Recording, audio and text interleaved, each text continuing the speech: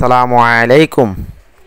দিনে 5 ওয়াক্ত নামাজ, সে দিনের নামাজও 5 ওয়াক্ত জায়গায় 5 রাকাত বানাই ফেলাইছে।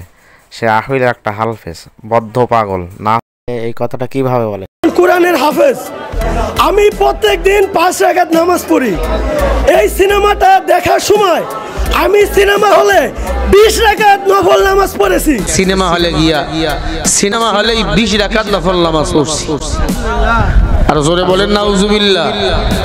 বাংলাদেশে একটা নতুন সিনেমা আসছে, এক পাগলের কাছ থেকে গিয়ে সাক্ষাৎকার নিছে, কেমন দেখলা? কয় আমি সিনেমা হলের ভিতরে বৈশা নফল নামাজ পড়ছি।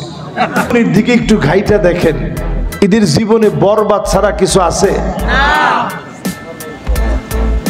এদের জীবনে আছে কি? একটু মিলায় দেখেন। বিয়ে করছে, সন্তান হওয়ার পরে মানুষ বাপরে খুঁজে দিতে হলো, বাপকে সাওলেন।